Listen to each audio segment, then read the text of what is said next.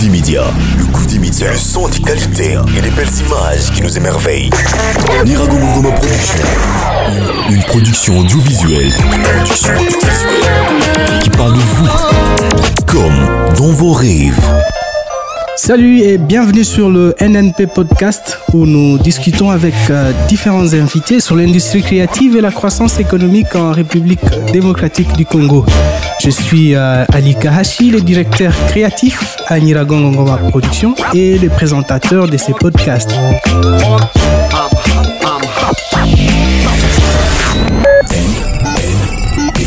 Niragongoma Production.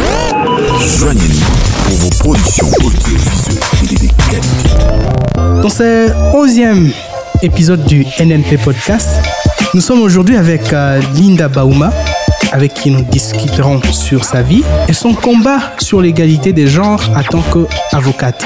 Linda est avocate au barreau de Goma et formatrice en leadership, gouvernance et spécialiste en genre. Qui dit genre, dit égalité des droits entre l'homme et la femme. Bonjour Linda. Bonjour Jerry. Bienvenue à notre podcast dans le bureau de Niragongoma Production et merci beaucoup de répondre à notre invitation.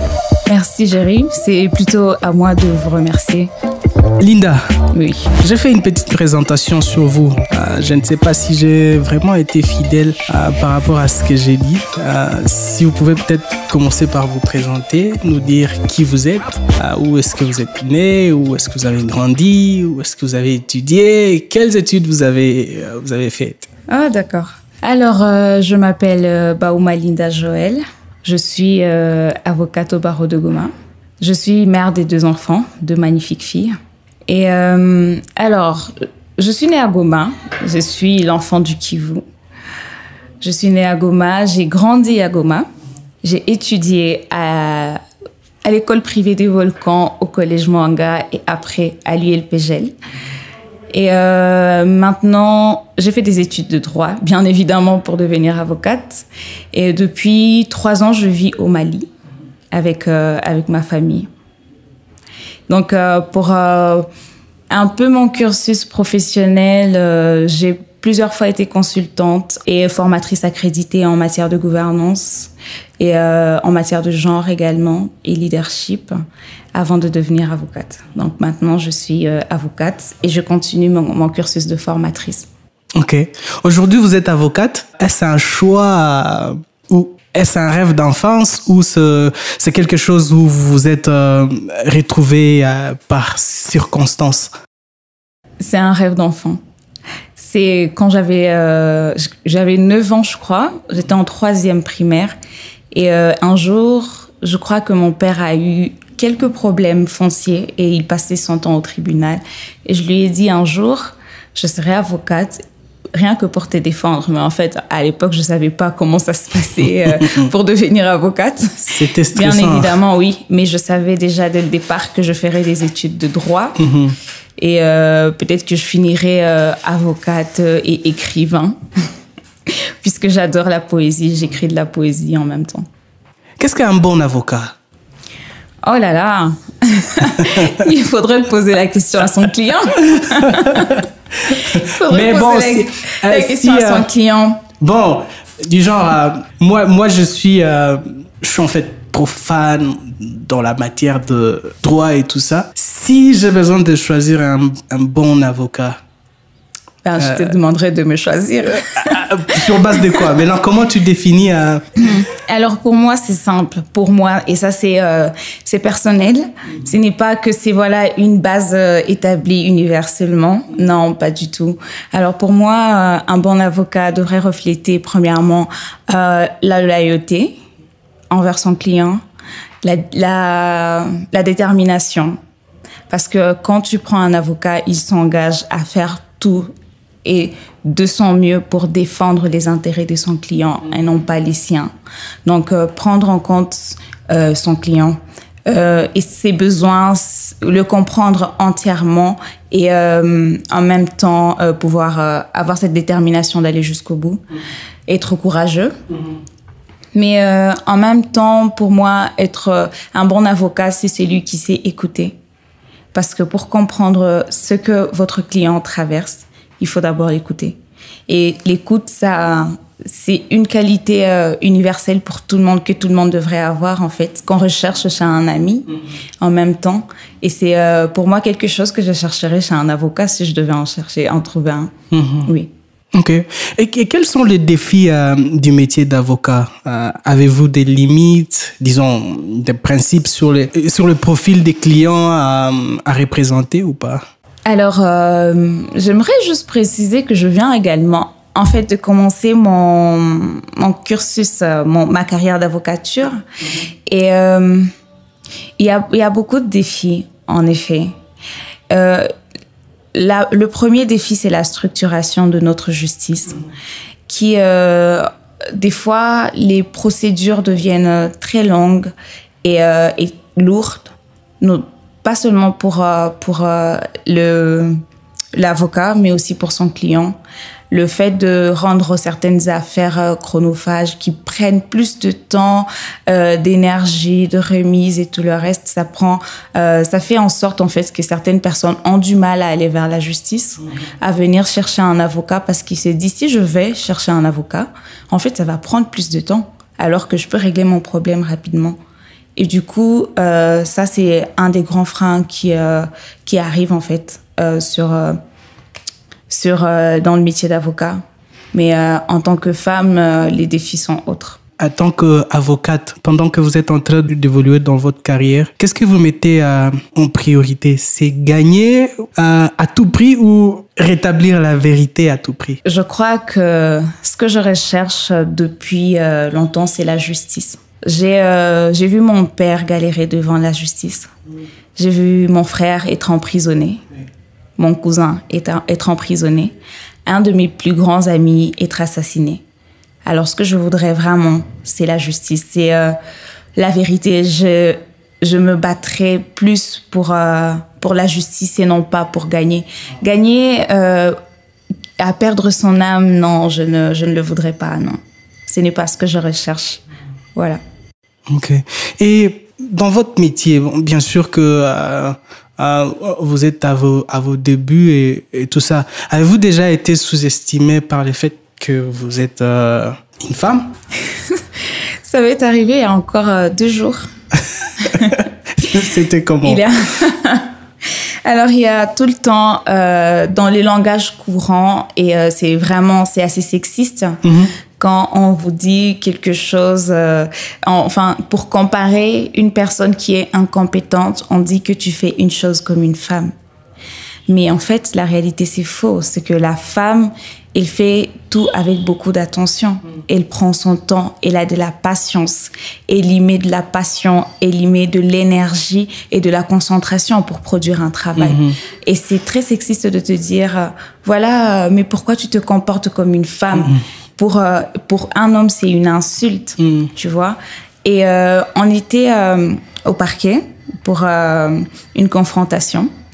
Et pendant ce temps, vu que la salle était toute petite, minuscule, on a dû se mettre debout de part et d'autre, nous en tant qu'avocats, et laisser nos clients s'asseoir. Et donc, pendant ce temps, j'étais avec 2 de mes autres confrères. On est restés debout pendant près de 3 heures. Alors, un qui me dit, mais non, on va t'asseoir, parce que tu es une femme, les femmes, ça se fatigue rapidement. Je l'ai regardé, je lui ai dit, mais vous n'avez pas de respect. La femme, ça ne se fatigue pas rapidement. Je suis venue ici pour travailler, je sais ce que je fais. Si vous avez envie de vous asseoir, allez-y vous asseoir. Mais moi, quand j'aurai envie de m'asseoir, je vais m'asseoir. Il aurait pu me le dire autrement. J'avais mal aux jambes, j'avoue, mais c'était juste de la fierté que de rester debout. Il aurait pu me le dire autrement et dire Madame, est-ce que vous pouvez vous asseoir? Il y a une place qui s'est libérée, asseyez-vous. J'irai m'asseoir. Mais il a dit, les femmes, ça se fatigue rapidement. Mais non, les femmes, ça ne se fatigue pas rapidement. La preuve, elles portent des bébés pendant 9 mois sans se fatiguer. Sure. Exactement.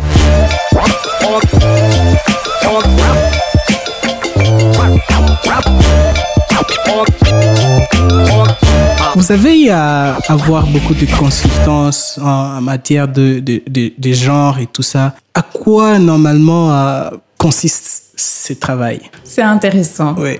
Je crois que c'est un bon combat. Alors, la plupart des fois, c'est plus des consultances en formation, formées et souvent un auditoire féminin ou mixte, composé des jeunes. Ça, c'est un de mes auditoires préférés. Et où il faut les former en matière de leadership et en matière de genre, d'égalité de genre. Quand on parle d'égalité, en fait, c'est le fait qu'on est pareil. On a le même sang qui coule dans nos veines. On est exposé au même type d'opportunités. On a juste besoin d'être considéré de la même manière et d'avoir la même chance dès le départ. Et quand on y va en matière de leadership, on se rendra compte que plusieurs vertus actuelles du leadership, les gens, ils le prennent des femmes. Dans ce sens que la femme a souvent été sous-estimée, n'a pas été mise au premier plan. Et du coup, pour qu'elle puisse avoir du pouvoir, elle utilise plus de l'influence et non pas sa position. Alors que les hommes ont longtemps utilisé leur position pour s'imposer, la femme, elle utilise l'influence pour amener les gens à adhérer à sa vision et à pouvoir avancer. Mais c'est que ça qui est le leadership. On ne peut pas le définir autrement. Et les femmes, elles portent mieux les valeurs du leadership, les qualités d'être des bons leaders que les hommes, malheureusement. Ça, c'est de mon point de vue personnel. Et il suffit de leur montrer le chemin, parce qu'on ne nous a pas montré le chemin aux femmes. On nous a élevés dans la société congolaise gomatracienne pour finir les études, se marier et commencer à avoir des enfants. Et on nous a pas élevés en nous disant, voilà, tu dois devenir une grande personne et tout. J'ai eu la chance d'avoir des parents qui se sont battus pour que je puisse avancer et qui voudraient que j'aille plus loin que je ne suis aujourd'hui. C'est une chance. Mais davantage dans mes formations, c'est plus d'aider les femmes, pas seulement les femmes, mais les jeunes hommes à chercher à tourner leur regard de la manière dont ils regardaient les femmes avant, mais de mieux les regarder, les voir comme leurs pères et pouvoir avancer ensemble et apprendre les uns des autres, en fait. Voilà. Aujourd'hui, nous sommes face à un problème de contextualisation. Dites-nous réellement, qu'entendez-vous par l'égalité entre l'homme et la femme? J'ai ri. Je crois que ta question, elle me rappelle, elle a un sous-entendu sur cette discussion qui a été très chaude dans la ville de Goma sur les questions de parité. Oui. Exactement. Sur les questions de parité qui ont été mal interprétées, qui ont été que le fait que les femmes doivent prendre la place des hommes et que les hommes doivent aller à la cuisine parce que c'est supposé être la place de la femme. Mais non, il s'agit par exemple de toi et moi s'asseoir et discuter de ce sujet également. Parce que tu me considères et tu penses que je peux le faire et tu n'as pas invité un homme pour discuter de ce sujet. Il s'agit, par exemple, encore une fois, de donner aux femmes, aux filles comme aux garçons, l'opportunité d'aller à l'école. C'est si basique que ça. C'est de leur donner l'opportunité, pas de dire que, bon, puisque tu es une femme, tu restes à la maison, aller aider ta maman en cuisine, et puisque tu es un garçon, on te paye les études. Souvent, ça a été le cas. Dans une famille où un parent a la capacité de payer des études pour un seul enfant, alors qu'il en a deux, il va choisir le garçon. Il va pas choisir la fille. Pourquoi? Parce que c'est une fille. Il n'y a pas d'autre raison.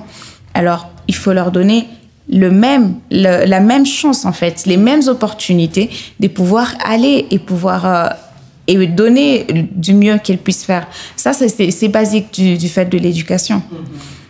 De même, on a vu dans les emplois, quand il faut recruter des gens, plusieurs ont recruté des hommes. Certains ont donné leurs raisons. Non, les femmes, ils vont avoir la maternité. Après, non, la femme, je sais pas, et elle ne travaillera pas bien. Non, la femme, je sais pas, son mari va venir et faire ci et ça. Et c'est vraiment ridicule jusqu'au point où notre loi nous fait de la femme, quand elle se marie, une personne incapable. Heureusement que cette partie a été ôtée de la loi parce qu'elle était assez frustrante pour plusieurs femmes. Mais quand on parle d'illégalité, aujourd'hui, c'est le fait de savoir que une femme, comme un homme, peut être architecte, peut être mécanicien, peut être photographe. C'est de leur donner les mêmes opportunités. Il n'y a pas de métier qui soit réservé à un homme, à un autre métier qui soit réservé à une femme. On dit que les meilleurs chefs cuisiniers, ils sont hommes, ils ne sont pas femmes. Même si on dit que voilà, la place de la femme est la cuisine. C'est la cuisine. Voilà, c'est contradictoire. Donc, c'est question de leur donner ces opportunités. Il n'est pas question de prendre de la place de l'un ou de l'autre. En fait, nous avons tous de la place. Il s'agit de la partager équitablement. J'ai 3 filles collègues. En tout cas, je peux dire que c'est comme une chance d'avoir rencontré ces 3 filles-là. Comment je peux dire? Je manque les mots pour exprimer la façon dont ces filles travaillent parce que ça me fait juste waouh. Quand je les regarde, je me dis, mon Dieu, mais tu vois, c'est très bien. Ça donne envie de venir travailler avec toi, Géry. Ouais, en fait, en tout cas, je suis vraiment, je peux dire choqué dans le bon sens de voir comment elles sont impliquées, elles sont passionnées par ce qu'elles font comme travail. Et oui, et moi j'ai eu la chance aussi de rencontrer beaucoup de jeunes femmes qui ont ce besoin-là de travailler et d'exceller. J'en ai rencontré plusieurs et c'est pourquoi je pense de plus en plus à faire peut-être une plateforme où les femmes peuvent s'entraider, tu vois, s'inspirer entre elles. C'est très important. Ça, c'est quelque chose qui nous manque encore dans la ville de Goma et qui serait intéressant d'avoir une plateforme où les femmes discutent entre elles, entre 2 générations. Des femmes qui ont réussi à dépasser les préjugés, qui ont réussi professionnellement peut-être ou qui sont en train d'apprendre à le faire.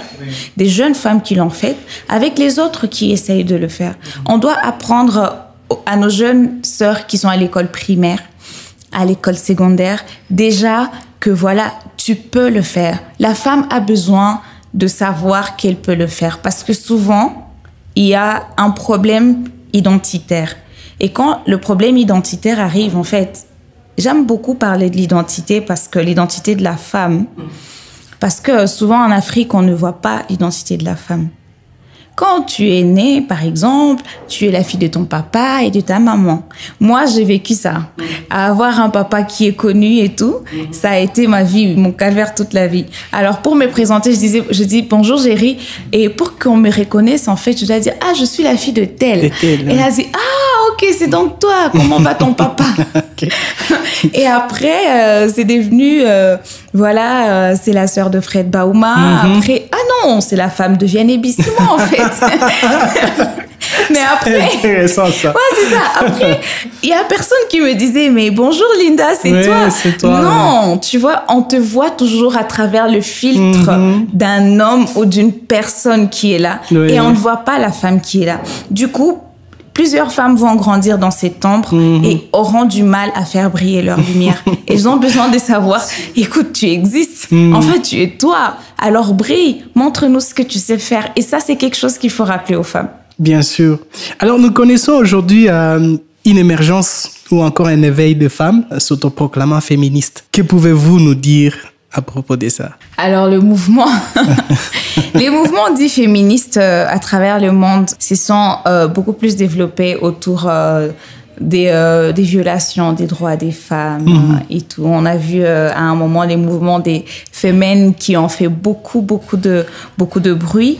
Mais après, il y a eu des combats légitimes qu'ils ont eu à mener. Il y a eu le mouvement MeToo qui plusieurs personnes ont dit que voilà, elles sont devenues des femmes aigries qui veulent s'emparer du pouvoir des hommes et tout le reste. Mais non, c'était justement des femmes qui avaient le besoin et le désir que la justice soit faite à leur égard, et d'autres qui avaient besoin que leurs droits soient reconnus.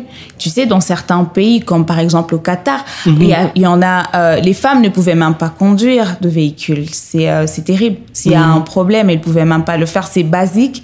C'est quelque chose que nous voyons ici, mais on le voit ailleurs, il n'y en a pas. D'autre part, il y a des femmes qui subissent plusieurs types de violences sexuelles qui soient acceptées par la société et peut-être par les lois, tout simplement parce que, voilà, ce sont des femmes, ça a été fait comme ça depuis le temps.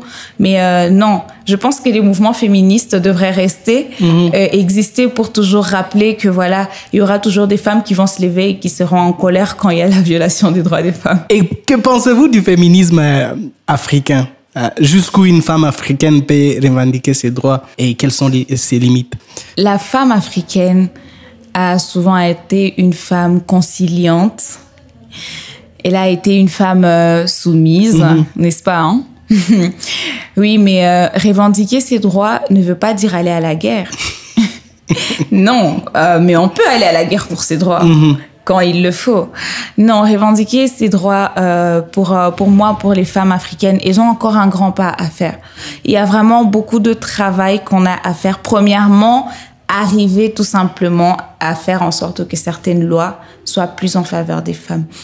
Il y a des développements, hein. Il y a beaucoup qui avancent, notamment les lois sur les élections avec les affaires des listes où on doit avoir au moins une liste où il y a des femmes, des hommes et des femmes, les lois, les quotas au Parlement et tout dans plusieurs pays africains, au Mali, au Nigeria aussi, et même en RD Congo. Et il y a plus qui avancent. Mais après, il ne s'agit pas il s'agit en fait d'une certaine portion des femmes qui travaillent là-dessus. Il manque encore plusieurs autres femmes qui devraient se joindre et arriver à avancer. C'est pourquoi je dis que le travail devrait commencer à l'école primaire, en fait. Il s'agit d'apprendre aux jeunes enfants et aux jeunes garçons et aux jeunes filles qu'est-ce que c'est que l'égalité entre eux, entre l'homme et la femme, quelles sont les opportunités qu'ils peuvent avoir, et aider ces jeunes filles dès le bas âge à apprendre qu'elles doivent être autonomes, elles ont le droit au travail, elles ont le droit au développement autant que les jeunes enfants, les jeunes garçons, pour pouvoir continuer à l'apprendre à l'âge adulte. C'est très difficile de commencer un combat à 40 ans et se dire, voilà, je vais changer les choses. Non, on a besoin de toute une génération. Bien sûr. Et aujourd'hui, la femme est considérée comme un sexe faible, comme on a commencé à dire au début. Si on peut le dire comme ça, qui dépend de l'homme pour sa survie? Qu'en dites-vous par rapport à ça? Pour sa survie, ça dépend. Quel genre de survie? Si elle est en danger? Bon, bien sûr que si elle est en danger, si elle est en difficulté financière, tout ça, donc tout dépend de l'homme. C'est vraiment une des choses qui me choque le plus. La femme, elle n'a pas à attendre tout de l'homme. Aujourd'hui, on va voir que l'économie informelle de la RDC, elle est tenue par les femmes, n'est-ce pas? Et ça constitue 80% de notre économie actuellement. Alors, quand on dit cela, en fait, ce sont les hommes qui se cachent derrière ça souvent. Non, je vais m'expliquer. Oui. Alors, la femme, elle va aller travailler et va rentrer chez elle. Et on lui a appris que quand elle a eu son salaire, quand elle a eu son gain, elle doit le donner à son mari parce que c'est le chef de la famille et que c'est lui qui va dispatcher, va partager et dire comment ça va se passer. Et là, l'homme, il va partager selon qu'il le veut. Et la femme va rester... coincée à côté de son homme. Mais après, ça dépend des relations, ça dépend aussi de comment de l'éducation que chaque personne a reçue. Pour ma part, je pense que oui, il y a eu ce vent beaucoup plus où quand tu dépends tellement de l'homme que même quand tu vas au resto, tu attends qu'il paye l'addition, n'est-ce pas? Oui. Ça a toujours été un bon débat. Mais en fait, la femme qui travaille, la femme qui la femme devient de plus en plus indépendante et dans sa poursuite vers l'indépendance, elle doit savoir que voilà, elle est en même temps égale à l'homme. Donc, si tu m'invites, je paye l'addition. Demain, tu payes l'addition. C'est la même chose. Ce n'est pas que je dois tout attendre de l'autre. Non, la femme doit apprendre à travailler davantage et à gagner sa vie. Voilà pourquoi on doit ouvrir plus de postes pour les femmes partout et plus d'opportunités en plus. Et une petite question de curiosité. Comment conciliez-vous votre métier d'avocate et tout ce que vous faites en termes de consultance et tout ça, votre lutte pour une parité entre l'homme et la femme et votre foyer? C'est simple. Je crois que je suis mariée à l'homme le plus merveilleux de l'univers. Parce que déjà, dès le départ, dans mon foyer, mon mari, c'est un grand défenseur des droits des femmes. C'est une chance que j'ai eue. Et c'est quelqu'un qui m'a beaucoup encouragée à aller de l'avant, à travailler dur pour atteindre mes rêves et pour pouvoir toujours aider plusieurs autres personnes. Il a été mon modèle avant, il a été mon mentor, il m'a appris beaucoup de choses en leadership notamment, avant que je choisisse de m'orienter plus vers les femmes. Mais du coup, quand on parle de l'égalité, en fait, quand on parle de cette égalité, ça va jusque dans le foyer pour nous. Mais ça, c'est vraiment sur notre point de vue de notre foyer, lui et moi. Ça va jusque-là. Il ne bloque jamais mes initiatives. Il n'a jamais d'inconvénient à ce que je travaille. Je crois que son plus grand bonheur serait que je réussisse davantage et que je fasse mieux que lui, même si c'est un grand défi. Et donc, je n'ai pas besoin de chercher à concilier parce que ça vient naturellement chez nous. Oui.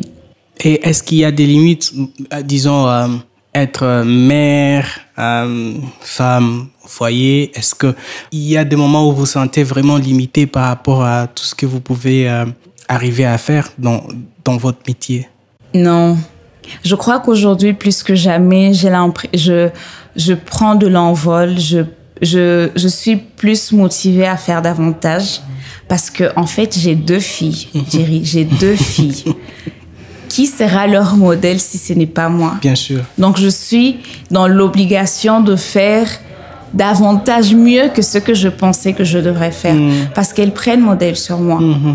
Quand tu leur poses la question, elles te disent non, j'aimerais être comme maman. Mais être comme maman, ça signifie quoi? Si je pense que je ne peux pas faire mieux, alors je vais les décevoir. Et si on essaye de construire une nouvelle génération, alors nous devons faire mieux. Et du coup, mon mari et moi, nous travaillons dur pour être les modèles pour nos enfants, pour leur apprendre que voilà, nous devrions faire davantage. J'ai une anecdote à te raconter là-dessus. Alors un jour, on a eu des invités à la maison et il y a un monsieur qui demande à ma fille, alors qu'est-ce que tu fais pour tes vacances? Il dit, souvent je voyage avec maman. J'ai voyagé, on est allé à Dakar au Sénégal. Et le monsieur dit, ok, d'accord. Et donc, et tu avais de l'argent pour payer le billet d'avion? Elle dit non. Et après, il demande, et c'est papa qui a payé les billets? Elle dit, mais non, c'est maman qui a payé les billets d'avion. Il dit, pourquoi? Elle insiste, elle dit, non, c'est maman qui a payé les billets parce que maman, elle paye les billets d'avion pour nos vacances. Et le monsieur ne comprenait pas, en fait, que la femme peut payer le billet d'avion pour amener ses enfants en vacances. Oui. Alors, il a insisté pour essayer de mettre dans la tête de l'enfant que non, c'est papa qui a payé le billet. Qui a donné à maman. Qui a donné à maman l'argent pour qu'elle paye le billet. Et c'est là que mon mari intervient, lui dit, mais monsieur, ma femme, elle travaille. Elle a son argent, elle va payer le billet pour aller en vacances avec ses enfants. Wow. Tu vois, c'est tellement évident que pour certaines personnes, non, la femme ne peut même pas faire ça. La moindre petite chose, elle ne peut pas le faire.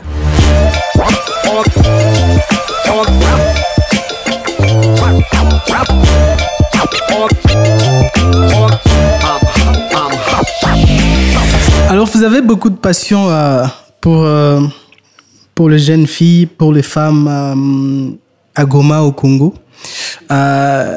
J'imagine que vous avez aussi beaucoup de projets en tête par rapport à...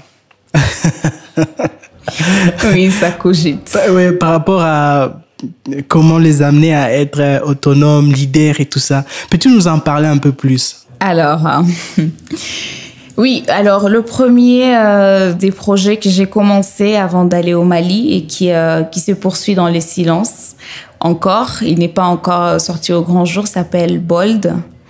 BOLD, c'est Building Our Future Through Leadership and Development, donc construire notre futur à partir du leadership et du développement, parce que je pense qu'on a besoin de développement dans cette province qui se construit et s'embellit chaque jour, mais nous avons aussi besoin de leadership, nous avons besoin des personnes qui ont le potentiel de porter cette province de plus en plus haut. Et avec BOLD, alors, nous travaillons sur 2 aspects. Donc, à part le leadership, pour moi, au-delà de toutes les qualités d'être un leader dans son entreprise et tout, ça passe avec la citoyenneté. Il faut être des bons citoyens. Si nous voulons avancer dans ce pays, chaque personne doit faire sa part.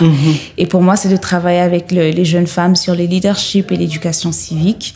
Mais l'éducation civique, pas théorique, mais plus pratique.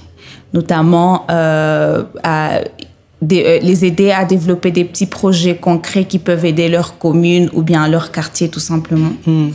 Et après, à partir du développement, ce serait également d'aider premièrement les femmes qui travaillent dans l'agriculture à pouvoir à mieux écouler leurs produits, à savoir comment à aller au-delà de la production, à aller vers la transformation. Mais ça, vraiment, c'est à long terme. C'est pas à faire maintenant. Donc, ça a BOLD grandi en silence. Nous avons déjà conçu les projets. Nous travaillons avec des personnes qui vont porter le projet à Goma. Et à part ça, j'ai parlé du fait que nous avons besoin d'inspiration, nous avons besoin de s'inspirer entre nous femmes. Et c'est pourquoi le deuxième projet, c'est une table ronde des sœurs. Je vais dire les sœurs, parce que quand tu vois une personne, une femme, ça c'est quand même quelque chose qui m'inspire dans la communauté masculine. Ils ont comme une fraternité entre eux. Et c'est quelque chose qui manque plus chez les femmes. Et nous avons besoin d'avoir un espace de confiance où les femmes peuvent s'entraider, où les femmes peuvent avoir l'inspiration auprès d'autres personnes. Il y a tellement de potentiel à Goma. Il y a tellement de femmes qui font des choses exceptionnelles et exemplaires, mais qui ne le transmettent pas à la génération qui va venir. Et donc, on a besoin d'établir ces genres de cadres d'échange, enregistrer des podcasts peut-être avec Géry pour discuter davantage de comment est-ce qu'on peut s'entraider entre femmes. Je suis partant. Voilà, merci Géry. De comment est-ce qu'on peut s'aider à grandir avec les femmes. Tu as déjà dit que tu as 3 femmes exceptionnelles. Vraiment exceptionnelles. Elles peuvent être même les débuts de ce podcast avec d'autres femmes et discuter de comment on a toutes un potentiel. Et si on est ensemble, on peut s'entraider à avancer, à faire du mentorat, du coaching également. Donc voilà les 2 grands projets femmes sur lesquels je travaille. En tout cas, une fois que tu es prête, dis-moi tout de suite. Bien sûr. Et on commence tout de suite. En somme, tout ce qui a été dit, pouvez-vous nous dire, et à toutes les femmes qui nous écoutent à travers ces podcasts, c'est quoi le rôle de la femme dans la société? La femme est la lumière de la société. Être femme, c'est merveilleux. Parce que la femme africaine et la femme congolaise, en fait, elle passe par tellement de défis qui l'aident à se construire. Du coup, nous avons des femmes résilientes, nous avons des femmes fortes, nous avons des femmes... Leur problème, c'est qu'elles ignorent qu'elles ont cette force. Nous avons justement besoin d'être plusieurs femmes qui puissions tous ensemble aider à avancer, à cette province à avancer. Je l'ai dit, la province du Nord Kivu, si elle investit dans l'agriculture, elle pourra nourrir toute la RDC, n'est-ce pas? Et qui va au champ au Nord Kivu? C'est la femme. C'est la femme. La femme, elle a un rôle, elle aide la famille à survivre. Le petit commerce, qui n'est pas souvent répertorié dans l'économie, le petit commerce à Goma est tenu par les femmes. Si tu vas à Biréré, tu vas voir le nombre des femmes qui travaillent du matin au soir. Si elles arrêtent de travailler, c'est compliqué. Ça devient compliqué, carrément. Et donc, nous avons besoin de ces genres de femmes notre province, au-delà de s'asseoir sur l'évolution politique et tout le reste, que bien sûr nous avons connu beaucoup de défis politiques, nous pensons que pour que ça avance, les femmes, elles tiennent les rênes. Et on a justement besoin de les encadrer, de mieux les aider à grandir et pour que, voilà, ensemble, nous puissions faire briller notre province plus fort encore. Avant de finir, un petit mot pour les filles et les femmes qui nous écoutent à travers ce podcast. C'est NNP Podcast. Bien sûr. Alors, le dernier mot, ce serait de savoir, mes chères sœurs, mes chères mamans et toutes les amies qui nous écoutent, il faut savoir qui vous êtes. Il faut toujours savoir trouver qui est caché au fond de vous-même et comment est-ce que vous pouvez aider cette personne à briller et à faire briller d'autres personnes. Ce serait mon message pour elle. En tout cas, merci beaucoup à Linda d'être passée à notre bureau pour avoir cette conversation très, très enrichissante. Merci, Jerry. Nous sommes vraiment honorés par votre présence ici. Et je pense que ceux qui nous écoutent ont vraiment tiré profit de ce qui a été dit. Je l'espère. Et j'espère que je sais pas si vous allez quitter les Mali pour venir vous installer ici. Bon. J'aimerais, j'ai hâte de revenir chez moi. En tout cas, une fois que vous revenez et que vous voulez faire le podcast ou faire quoi que ce soit, nous sommes partants pour vous tenir main forte, pourvu que ça marche et que on est plus de femmes. Comme les femmes qu'on a à NNP ici. Clin d'œil à Iguette, à Nadia, à Pamela.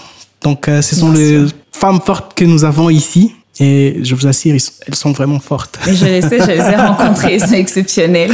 Elles sont vraiment exceptionnelles. Welcome to the new world of audio production in Goma City. Goma Production.